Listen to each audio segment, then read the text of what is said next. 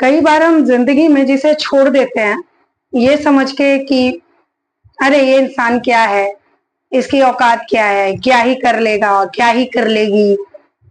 कई लोग पैसों के लिए छोड़ देते हैं, कई लोग अपने सेल्फ सेटिस्फेक्शन के लिए छोड़ देते हैं। तो क्या जिसको हम इसलिए छोड़ रहे हैं क्योंकि हम बहुत पढ़े लिखे हैं, सामने वाला किसी लायक नहीं है, और स्पेशली जब हम पुरुष हैं और हमें ये अहम आ जाता है कि हम सरकारी नौकरी वाले हैं, तू तो क्या ही कर लेगी। और अगर वो महिला आपकी सीनियर हो जाए उसी ऑफिस में, तब आपके पैरों के नीचे से धरती निकलेगी या नहीं, ये तो मुझे नहीं पता। बट मैं आज जिसकी कहानी सुना रही हूँ उस भाई साहब के साथ तो यही हुआ। अपनी वाइफ को अपनी सीनियर देखकर उस भाई साहब के तो मतलब कहते हैं ना कि दुनिया ही पलट गई कि मैंने क्या कर दिया। चलिए आती हूँ कहानी की तरफ। इंटरेस्टिंग कहानी है, सुनिएगा और सीख भी मिलेगी इससे, है सच्ची घटना। नमस्कार, प्रणाम, आदाब, सत श्री अकाल। मैं रश्मि आप सभी का स्वागत करती हूँ। आज इसलिए खिलखिलाते हुए कहानी सुना रही हूँ क्योंकि हमेशा मार काट और ये नहीं सुना सकती। मैं कई बार मैं मुद्दों के बारे में भी डिस्कस करती हूँ। महिला हूँ तो कोई महिला अगर बहुत अच्छा करती है लाइफ में, ऑफकोर्स पुरुष भी करते हैं तो अच्छा लगता है, but at the end of the day emotions तो महिलाओं के साथ ही जुड़े हुए हैं। महिला तो महिला ही होती है ना, ईस्ट या वेस्ट, महिला इज द बेस्ट। तो यही एक भूमिका ज्यादा ना बांधते हुए चलती हूँ। सुमन एक घरेलू महिला थी जिसकी उम्र 34 साल, कानपुर से थी, और उसके बाद उसके साथ ज्यादा कुछ नहीं। घर वालों ने ग्रेजुएट थी तो शादी कर दी। अब भाई लड़की की शादी हो जाती है तो लड़की की जिम्मेदारी तभी से हो जाती है जब उसके मांग में सिंदूर पड़ता है। अगर आप कितनी भी छोटी एज के हो लेकिन आपकी शादी हो गई, अगर आपके मांग में सिंदूर पड़ गया, इसका मतलब आप समझदार हो गए हो, आप जिम्मेदार हो गए हो, आपके पास अब कोई ऑप्शन नहीं है। बस यही चीज हुआ सुमन के साथ भी। 34 साल की थी। अब जब उसकी लाइफ में इतना बड़ा चेंज आया तब उसकी शादी कर दी गई थी। जब वो 28 की थी तब ग्रेजुएट थी, बस सुमन की शादी कर दी गई थी जब वो 22 साल की थी तब। 22 साल की उम्र में सुमन की शादी हो गई थी। उसके बाद सुमन अपने घर में अपने घर वालों के साथ रहना, पढ़ाई लिखाई तो हो गया, ग्रेजुएट हो गई, छोड़ दिया बाकी सारी चीजें। बट एक चीज थी कि सुमन ना टॉपर थी अपने क्लास की। बट उसने ना अपनी फैमिली, कई फीमेल्स होती है ना बड़ी प्यारी होती हैं, उनको कोई मतलब नहीं है कि पैसा कैसे आएगा, क्या होगा। उनको सिर्फ ये सपना होता है कि एक छोटा सा घर हो, मैं घर का ध्यान रखूं, सब कुछ अच्छा अच्छा हो, सबको अच्छा बना के खिलाऊं, फैमिली संभालूं। उसके ज्यादा बड़े सपने नहीं होते। उसका यही सपना होता है कि उसका घर ही उसका सपना है, उसके अपने ही उसके अपने हैं, उसके अलावा वो सोचती ही नहीं है उससे आगे। सुमन भी उन्हीं में से एक थी, ज्यादा भागने दौड़ने वालों में से नहीं, बहुत रिलैक्स, लेकिन घर वालों के लिए सब कुछ करने वाली। बट उसका हस्बैंड था, उसके डिजायर्स बहुत बड़े थे। घर वालों ने दहेज के चक्कर में सुमन से शादी कर दी थी। चलो, अब जिंदगी दोनों की जैसे तैसे कट रही थी, राम भरोसे चल रही थी।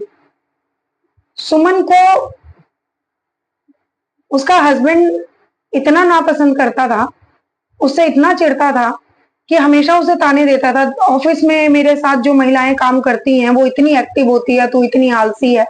सुमन इतने एफर्ट्स करती थी बट उसके हस्बैंड को सेटिस्फेक्शन कभी नहीं हुआ।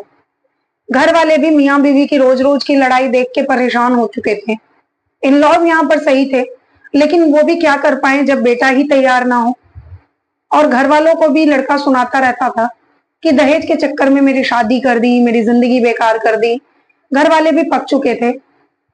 अचानक से एक दिन डिसाइड हुआ, वो ऑफकोर्स अपनी बीवी को, सुमन को मारता भी था। सुमन इतनी हिंसा को सहने के बाद सुमन भी डिसाइड कर चुकी थी, क्योंकि सुमन की सौतेली माँ थी वहां से दूसरी तरफ से, जो उसका मायका था। बट उसको उसके पापा ने एक छोटा सा घर दिया था जो उसकी दादी ने उसे दिया था, एक्चुअली में उसके नाम पर किया था। और उसके पापा अपनी दूसरी वाइफ के साथ खुश थे। यहाँ भी उसकी जिंदगी कुछ ज्यादा अच्छी तो थी नहीं सुमन की, मारपीट यहाँ भी होती थी, घर का सारा काम सुमन अपने मायके में भी करती थी। तो अब सुमन ने क्या किया, इधर तलाक का केस चल रहा था, इधर सुमन डिप्रेस हो गई थी। सुमन इतनी डिप्रेस हो गई थी कि उसने अपनी जान लेने की कोशिश की। पर इसी बीच में उसकी एक फ्रेंड जो उसकी योगा ट्रेनर भी थी, श्रेया, वो सुमन को समझाती है। 6-7 महीने डिप्रेस रहने के बाद, क्योंकि वो रिलेशनशिप में वो 3 साल इतना कुछ झेल चुकी थी सुमन, कि उसको उसकी फ्रेंड बोलती है, तू सारे गम को छोड़ के एक बार योगा ट्राई कर, क्या पता तुझे शांति मिले। और केस चल रहा है, वो आदमी तुझे अपनाएगा नहीं और उसको अपने मन से आजाद कर दे। सुमन बड़े बेमन से एक योगा की क्लास ज्वाइन करती है। फिर धीरे धीरे वो अपने आप को एक्टिव कर लेती है और 5-6 महीने में उसका सेल्फ कॉन्फिडेंस बढ़ जाता है। फिर वो अपने स्टडी की तरफ मुड़ती है सुमन, और जब कोर्ट में हेयरिंग होती है तो वो जाके तलाक दे देती है। अब सुमन पढ़ाई करने लग गई थी, उसे दीन दुनिया से कोई मतलब नहीं था। ना वो अपने मायके वालों के पास गई, ना अपने ससुराल वालों के सामने गिड़गिड़ाई। योगा का एक्स्ट्रा क्लास करके वो ट्रेनर भी हो गई, पैसे कमाती और सिर्फ अपनी यूपीएससी की तैयारी पर ध्यान देती। सुमन ने अप्लाई किया जब उसका लास्ट अटेम्प्ट था, और सुमन अपने एग्जाम को देती है बहुत हिम्मत करके, बहुत मेहनत करके, और सुमन का सिलेक्शन हो जाता है ऑफिसर ग्रेड में। सुमन जब ऑफिसर ग्रेड में सेलेक्ट होती है, उसके बाद किस्मत देखिए कैसा पलड़ा घूमता है किस्मत का। कई बार सुमन की ज्वाइनिंग होती है, सुमन पहले दिन ज्वाइन करती है ऑफिस में, और जब पहले दिन उसके वेलकम के लिए सब लोग पहुंचते हैं, और सुमन ने एक काम किया था, शादी के बाद अपना सरनेम अपने हस्बैंड वाला हटा दिया था, अपना मायका का भी हटा दिया था, सिर्फ सुमन लिखने लग गई थी। तो सुमन जब ऑफिस में पहुंचती है, उसको देखकर सब लोग खुश होते हैं, लेकिन ऑफिस का एक नॉर्मल कलर उसे देखकर अजीब सा ही हो जाता है, जैसे उसे कुछ होश ही नहीं है, उसे पता ही नहीं है वो दीन दुनिया में है या नहीं।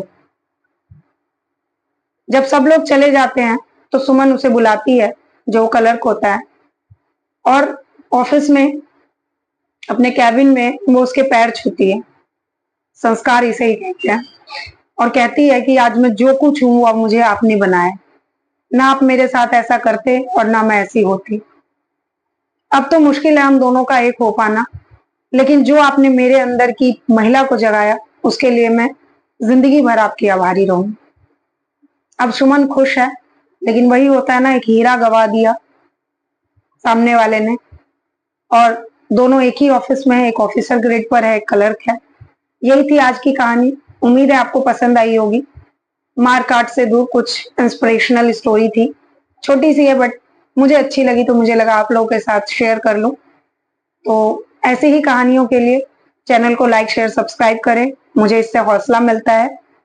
और कुछ ऐसा हो जो आपको लगे कि सबके साथ शेयर करना चाहिए, तो प्लीज आप कांटेक्ट करें, बताएं। मैं कोशिश करूंगी कि सबके साथ वो कहानियां, वो थॉट्स शेयर कर सकूं। तब तक के लिए अपना और अपनों का ध्यान रखें। धन्यवाद।